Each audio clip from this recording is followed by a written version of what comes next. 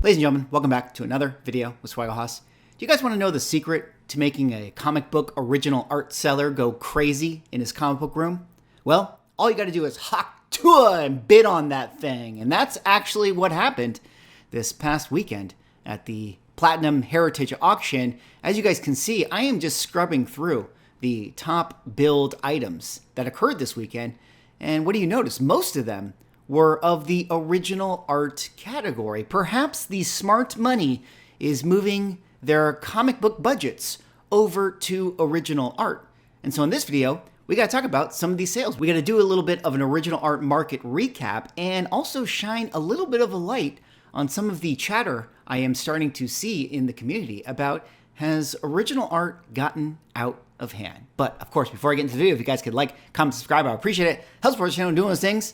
But let us get into this video here today. There you guys see it. You know, one of the things I noticed that was interesting is in the top 20, I would say that 70% of it is made up by original art. And this piece right here actually led the way. The original art cover for Black Cat number 50, not only the highest billed item that occurred in the original art category, but the highest billed item that actually occurred this weekend, which is pretty crazy because going into the weekend, you could have suspected that the Detective Comics 27 would have definitely been, the biggest number that we would have got. You know, a lot of people thinking that that book should have definitely gone over $1 million.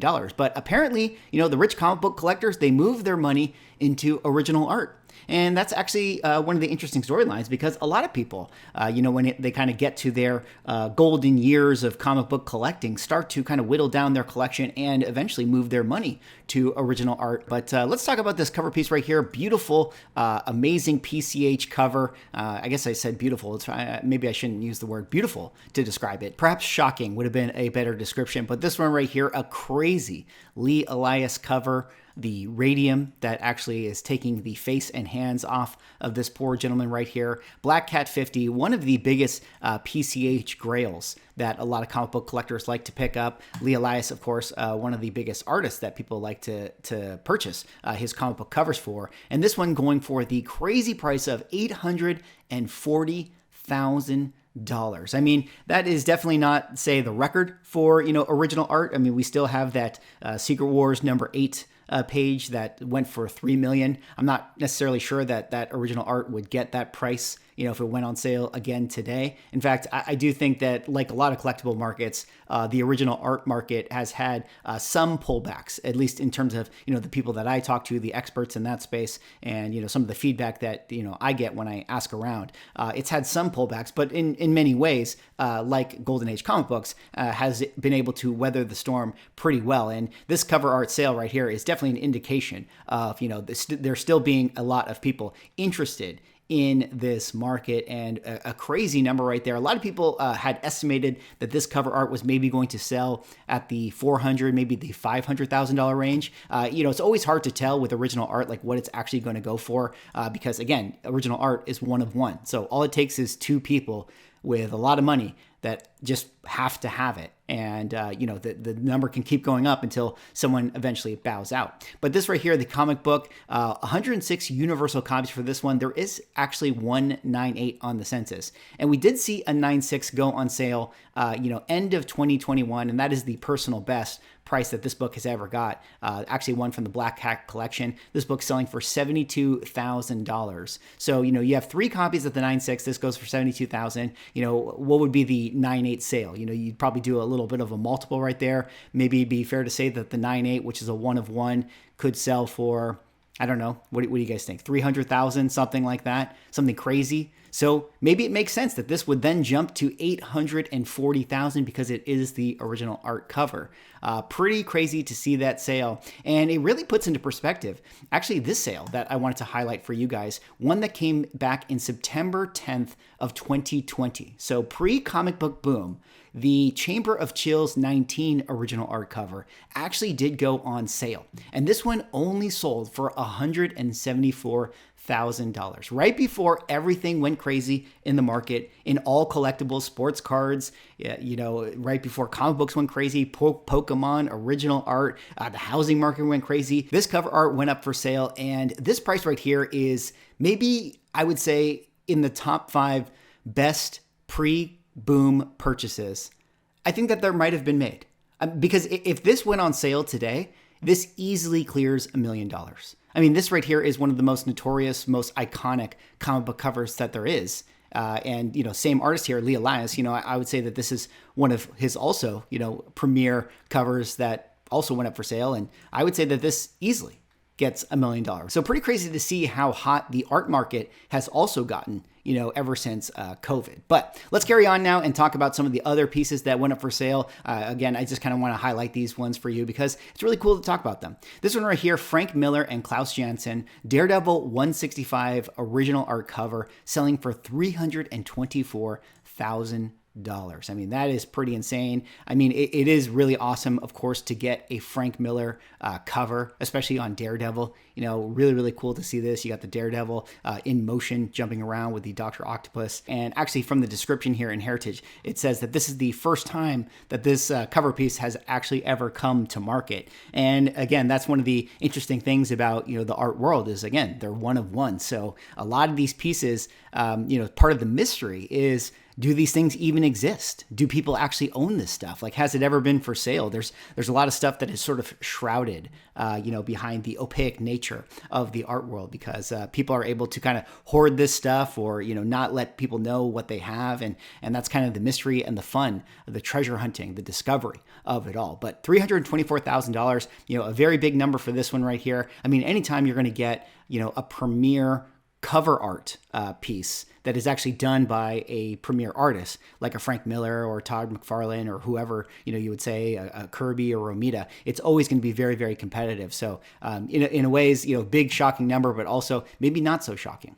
Now this one right here, also very, very cool. There was a lot of PCH covers in particular that went up for sale this auction. We have the Haunt of Fear number 15, classic Johnny Craig cover right here. I would definitely consider this one of the key books within the Haunt of Fear run. This one going for $264,000. Again, $250,000 right there. Another crazy price for that cover art and a very cool piece to have in your collection. All right, let's jump ahead. This one was actually really cool as well. You're getting a original comic art page done by John Romita that actually came from ASM number 50. And forgive me, I didn't look this up ahead of time. I believe that this could be the very first Kingpin panel that we've actually ever seen. I think that in ASM 50, if I am mistaken, you guys can correct me in the comments right there, but this one might be the very first panel that we see Kingpin. So somebody paying the crazy price of $216,000 for that one right there. Of course, first appearances of characters within comic book art is also, becoming a massive thing. Again, this is all stuff that I'm just sort of repeating from people that have, are sort of experts in the space, and I'm just kind of talking about what they talk about. But a lot of people go after the big artists. Then it's the first appearances of the panels and stuff. Those are always going to be, desirable. Of course, we had the first panel of Iron Man actually go on sale in the last Platinum auction, which was really crazy to see. But this one, first Kingpin, very, very cool to see that page. Next up here, we have a Graham Ingalls page. This Haunt of Fear number 14 going for $204,000. Another Haunt of Fear cover. Again, PCH, really, really popular in this auction. This one was actually pretty surprising. Chamber of Chills number 23, another Lee Elias cover, only going for $180,000. Now, this particular cover right here is, one of the ones that a lot of people, kind of consider the 1B next to Chamber 19. You got the damsel in distress with the zombie kind of going after her. So it's a little bit similar to 19, although it's a little bit more, on the gory end. All right, next up here, we have a Wolverine number 7 by John Buscema. And one of the reasons why I wanted to point this one out is that this is a Copper Age cover selling for $144,000. And one of the interesting things about Copper Age covers in general is that they do tend to sell pretty well. I mean, they follow all the same rules, as far as who the artist is and, what the character is. And one of the things that I think is interesting about, these books that we basically in the comic market consider super, super common. I mean, everybody collected this particular Wolverine run, but for that reason, everybody has familiarity with these covers. Everybody kind of recognizes them as iconic. So when you have sort of a piece that is the original art and is the one-of-one copy, I mean, talk about your status piece in order to kind of hold over the collecting market. I mean, this is why people really like original art, because, you know, this is the thing that they get to have. Like, hey, you know that comic book you love? Well, I actually own the original art piece. And that's kind of why it sort of made sense that the Secret Wars #8 page was actually going to sell for $3 million.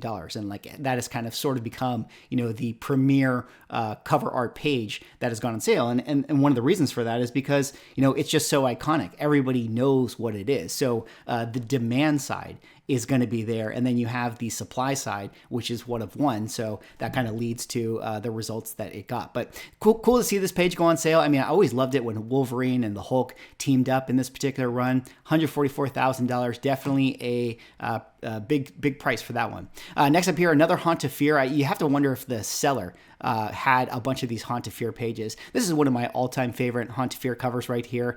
The one with the mummy on it, Haunt of Fear #4. This time an Al Feldstein cover, also selling for $144,000. And if you're somebody who is a fan of Universal Monsters, there's definitely not many mummy covers, you know, within PCH. So this is kind of like your best bet as far as getting, you know, a mummy on a comic book. And definitely a really, really fun cover right here. Again, I always describe Al Feldstein horror as sort of Disney horror. You know, when you kind of go into the Haunted Mansion at Disneyland, kind of has that, it's fun, it's not too over the top. You know, you got the guy who's unsuspecting looking into the casket and the mummy standing over top of him, which is a really, really cool cover. Next one I want to highlight for you guys was this Incredible Hulk #143, you know, a cover done by Herb Trimpe. You know, it's not necessarily a key book, but I absolutely love the early Incredible Hulk covers. You know, when before he kind of turned over to the Bronze Age, I think that, you know, as far as Silver Age characters and their particular runs, I think that the Hulk covers are maybe my favorite. You know, they're not the most well-known. They're not necessarily, you know, key issues or anything like that, but they just always kind of grab my eye every time I see them. And this one is especially cool because you get a Doctor Doom on it. So anytime you get a Doctor Doom, it's going to be something that is nice to have in your collection. And as long as you have $144,000 to spend on it, you can definitely have this really cool piece of art. Now, the last piece I wanted to highlight was this Black Cat Mystery #37, a piece done by Warren Kramer. And this is just another really cool PCH art piece, this one going for $132,000. And you can see, you know, what's interesting about this is even though it has all the elements, you know, you got the beautiful girl right here with a bunch of zombies all around, you would think that this would be one of the more, you know, desired PCH keys, but no disrespect to Warren Kramer right here, but he's just not the artist that kind of commands sort of the same level on the secondary market, you know, not like Lee Elias or, you know, Bernard Bailey or some of the other, you know, PCH artists that we've talked about in the past. And actually, this is an instance where I really actually do prefer the black and white treatment of this cover more so than what the cover actually looks like. I actually really don't like how this book was colored. Maybe it's the blue kind of clashing with the yellow. I do sort of wonder, like in an alternate universe, if this book was colored differently, you know, would it have been kind of a more desired key amongst comic book collectors today?